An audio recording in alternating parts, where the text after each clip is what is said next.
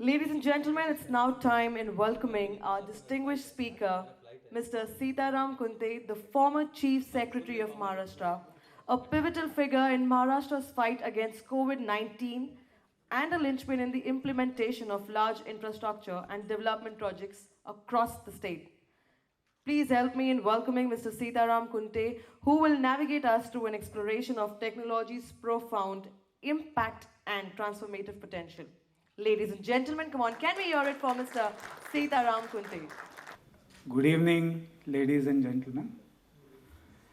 Uh, First of all, I think Mr. Joshi has given a very good introductory lecture for this session.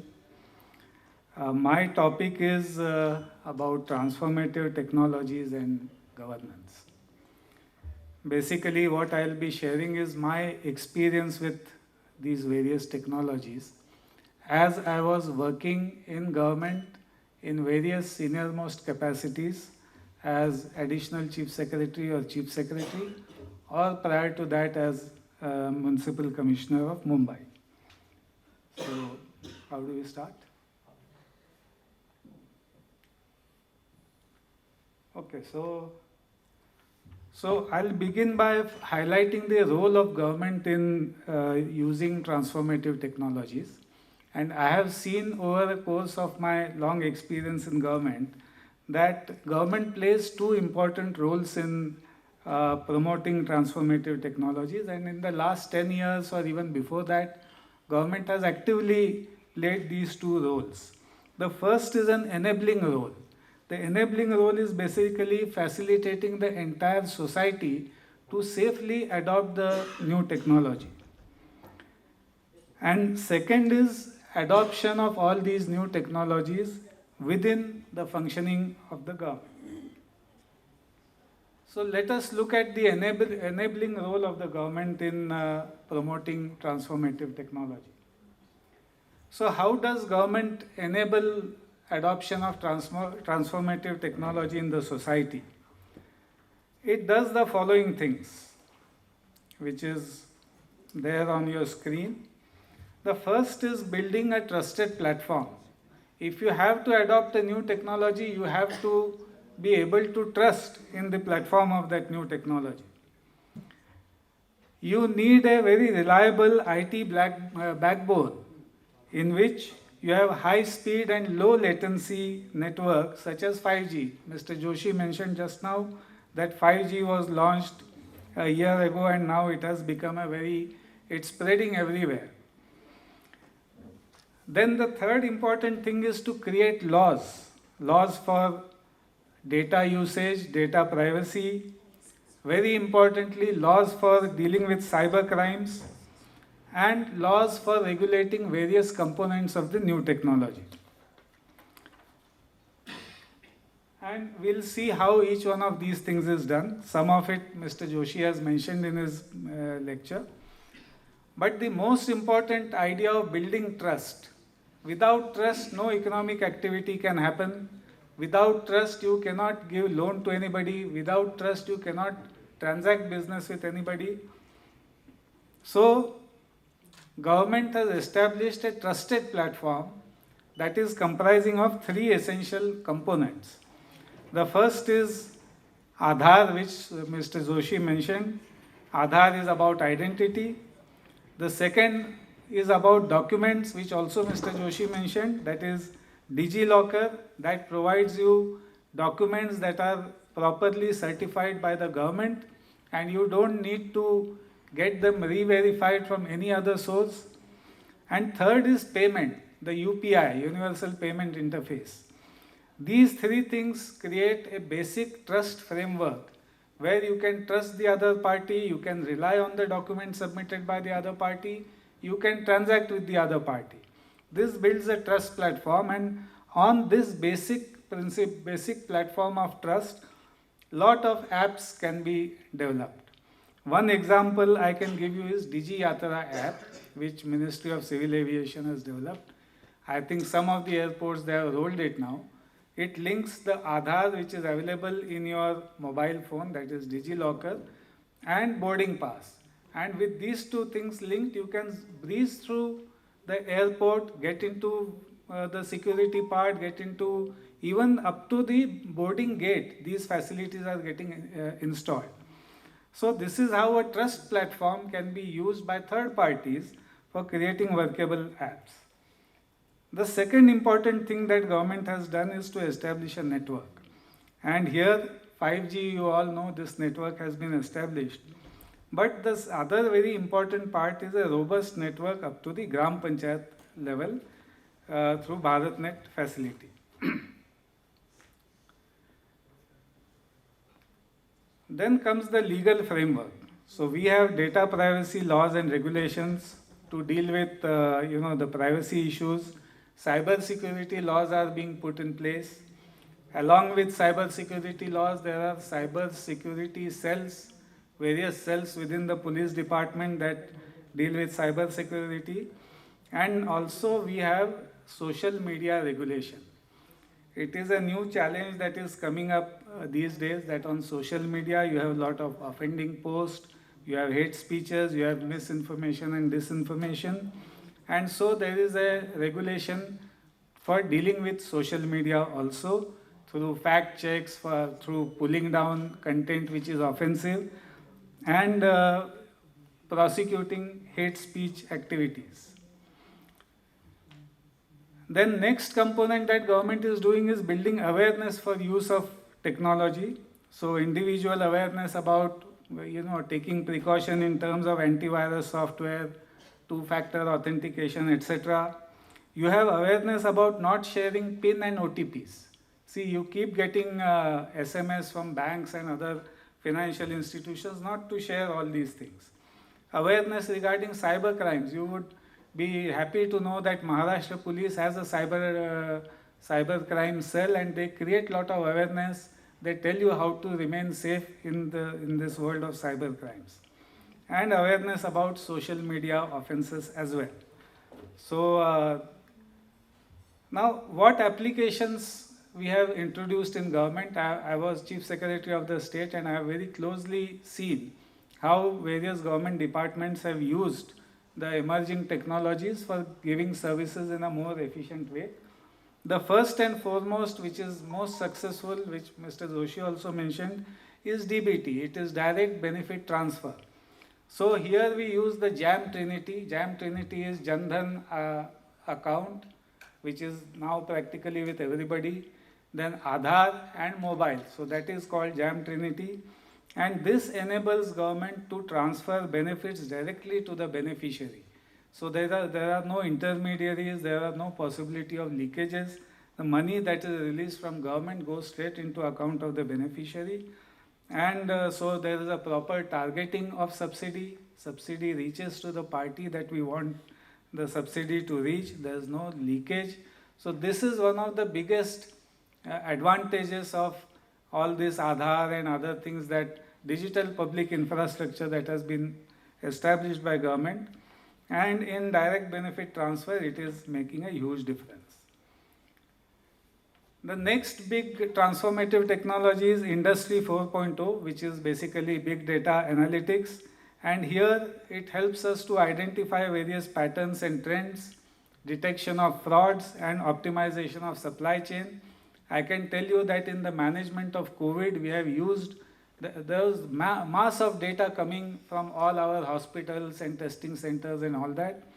We use some consultants and experts, and they use that big data to do modeling and give us some predictions about how to prepare our strategy for the management of COVID.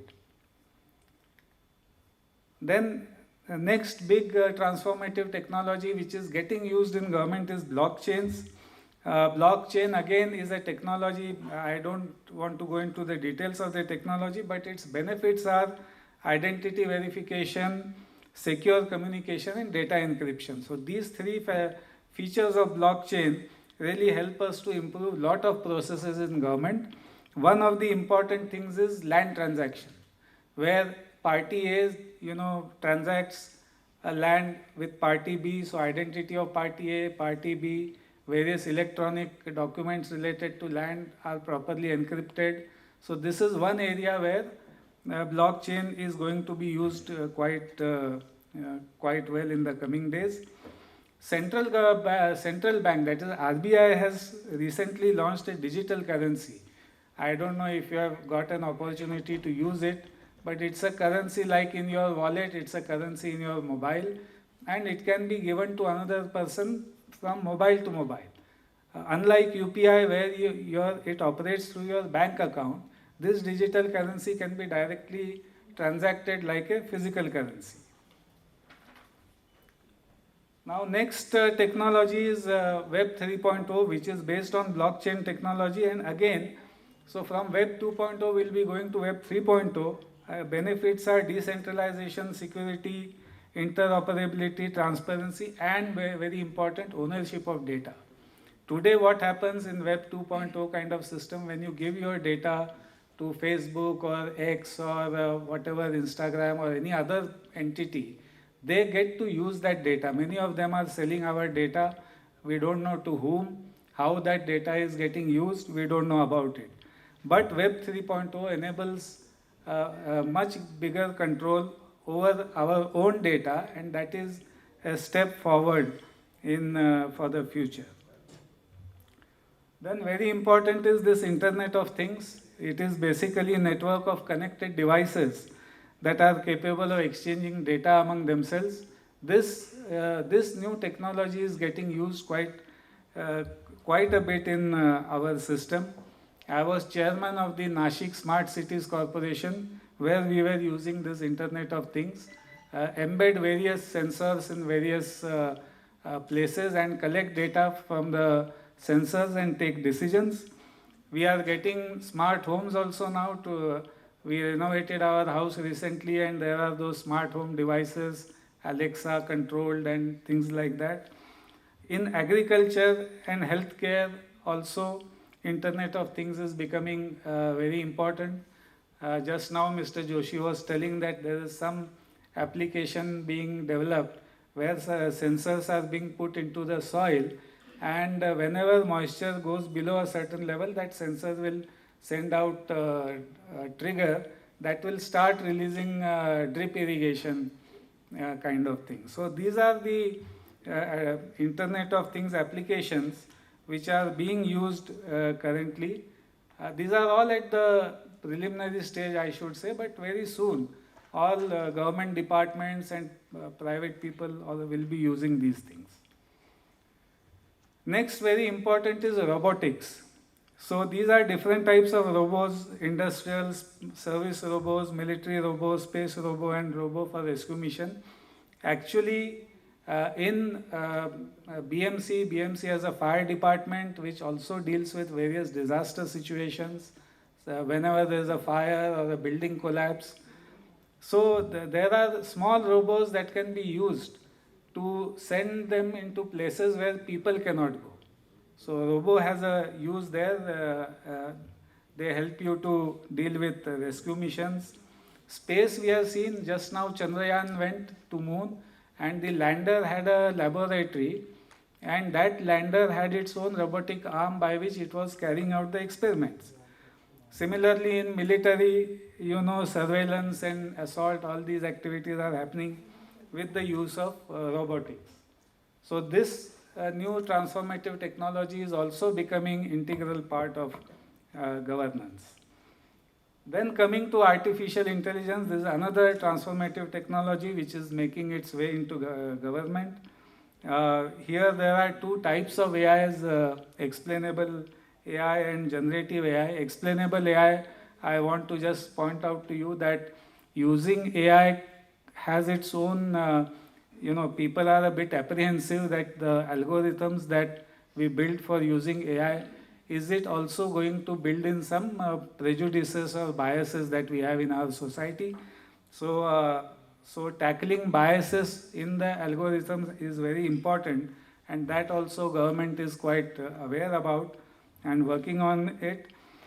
Generative AI is being used very extensively now basically in drug discovery. I think all the iterations that are required to be done in drug discovery, that is enabled by AI quite effectively. So this is getting used substantially. Coming to cloud computing, which is another transformative technology, here also there are different types of cloud facilities. Private cloud is there, community cloud, public cloud, hybrid cloud. But what Government of India has done, which also you may look up sometime, Government of India has set up a cloud facility which is called Meghraj. And this cloud facility offers things like platform as a service, infrastructure as a service, software as a service, even artificial intelligence as a service. So you can create your account in Meghraj and use it. So government departments have started using this transformative technology. Coming to machine learning, we have this works along with AI very well, and mostly we are using it in managing or monitoring traffic flows or modeling traffic flows, dealing with junctions and all. In finance, it is used for fraud detection. It's very effective in fraud detection. Healthcare also, it is used for better diagnostics. And in marketing, of course, you all know chatbots are quite common. But in the other three, where government is using it effectively, is in transport, finance, and healthcare for detecting various phenomenon that we need to deal with. Last of the transformative technology is something called digital twins. So this is a concept where a twin of a real phenomena can be created digitally. And this is getting now into the governmental process. And how it is getting, I'll tell you, it is like infrastructure planning. So if you have a landscape which is undulating, which has a river flowing through it, you create a digital twin of that landscape and lay down the infrastructure into that digital twin, virtually, and see what happens to water flow. You can model that using digital twin. And if you find that the road alignment that you are proposing that may lead to flooding of certain areas, you can modify your road alignment or design or other things to make sure that these unfortunate consequences do not happen. Today I have seen what happens if you go to places like Kolhapur and Sangli. I have seen personally that a road was developed, a road was built fully, and then everybody realized when the floods came that it is because of the road that a dam effect got created, and the water got sort of stuck, it could not move out, and it flooded the town. So with use of digital twins, you can avoid these things. You can create digital twin both of process as well as product. In fact, they are saying you can create digital twin of your own self also. You have a Fitbit kind of thing, and that entire data can create your digital twin on which some experiments can be carried out. So this is another transformative technology which is getting applied in the government. So in short, basically government is trying to promote all these transformative technologies, both in the society as well as within government operations. And for that it is creating enabling environment through building trust, through establishing regulations and laws, and by promoting its use in a safe way and proper way within government and outside government also. So with these words, I thank you for giving me an opportunity to share my thoughts. Thank you very much. Strategy, expertise. May I now invite on the stage Samiksha Ghadigaonkar, co-founder and director of SME Venture, to kindly join us. Sir, can I request you to stay back, please? We would like to present a token of appreciation as a gratitude. Ladies and gentlemen, come on, can we have a huge round of applause?